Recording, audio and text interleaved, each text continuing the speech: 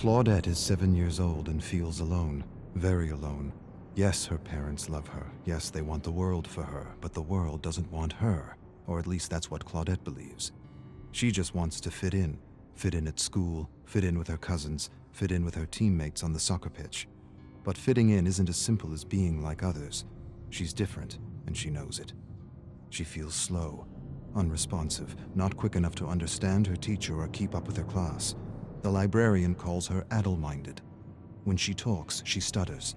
Sometimes she loses her breath and has trouble recognizing when she's talking too loudly. But most of all, her teacher embarrasses her. Says she's in the clouds, always in the clouds. Get out of the clouds, Claudette. But she can't help it. She's exploring massive gardens and colorful bugs on strange new worlds. Claudette feels things more than others, much more. Like the shame of not being invited to any birthday parties. Not one party.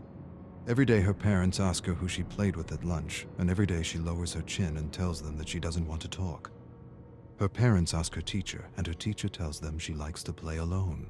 Not so much play, more like collect and observe things, flowers, weeds, beetles, worms, rocks. Some kids are just loners. Every day her parents ask her about her friends, and every day the shame returns.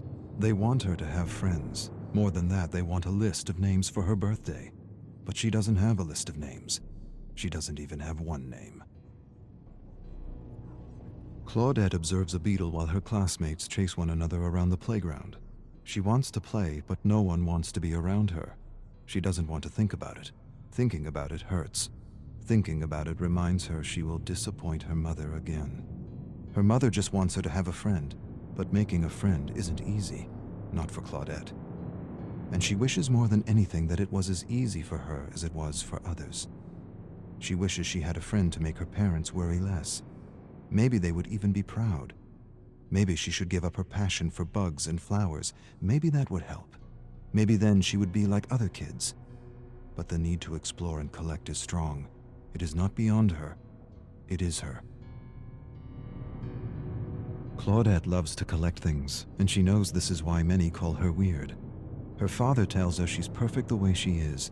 He tells her a man named Darwin used to collect bugs and plants too. He had a big imagination like her.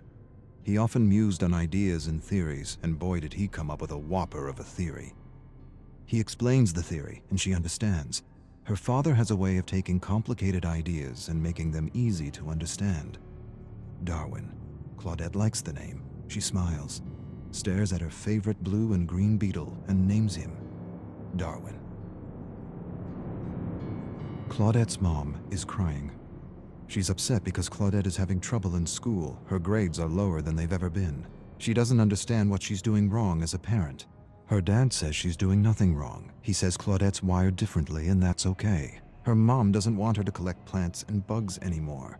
Her dad says that's the best part of her, and he doesn't need a child who fits some bell curve.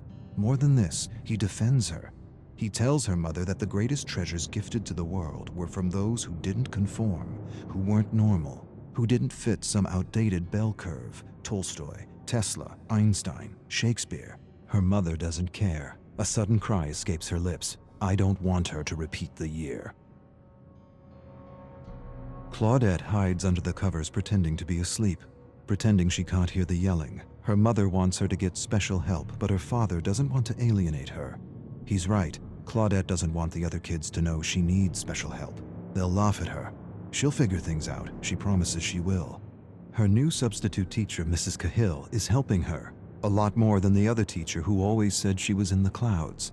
Her father says stress is the worst thing for a child's developing brain. Leave her be. Let her grow at her own pace. Stress shrinks the brain, destroys confidence, kills creativity. He doesn't want her studying at lunchtime. Lunchtime is for real growth, authentic growth. Growth unhindered by the pressure of tests and the fear of making mistakes.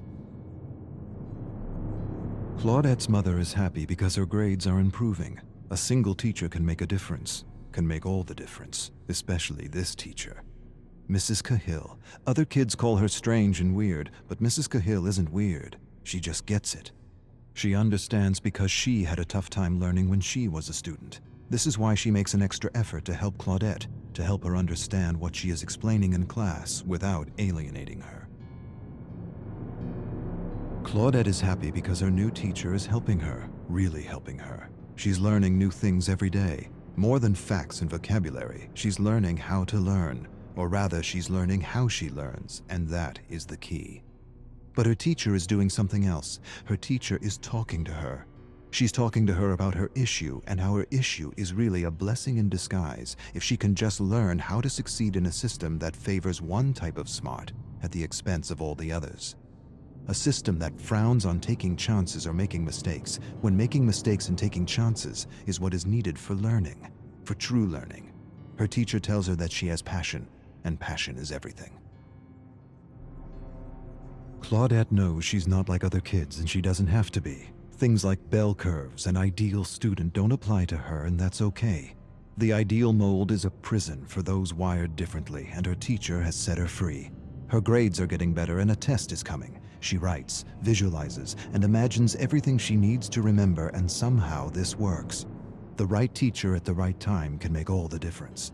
Her parents are proud, very proud, but still her mother wishes she had friends. Still her mother wishes she liked what other girls liked. Her parents argue in another room about what to get for her birthday. Her mother wants to buy a new doll. Her father thinks she'd like something more related to bugs, plants, and bacteria. The suggestion upsets her mother. Her father defends her. See her for who she is and not who you want her to be. Her mother goes silent. She suddenly releases a cry and says she doesn't want her to be bullied like she was bullied throughout school. Claudette's eyes go wide.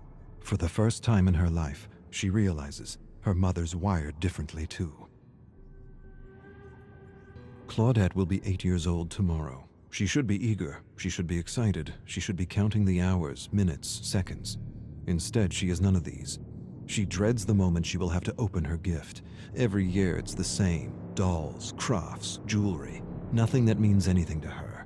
Maybe this year she'll smile and pretend she didn't want a magnifying glass, or a collection of stones, or a set of books on botany. Maybe, to make things easier, she'll pretend. Maybe that'll make her mother less scared for her. Seeing her happy about her grades felt good. Real good.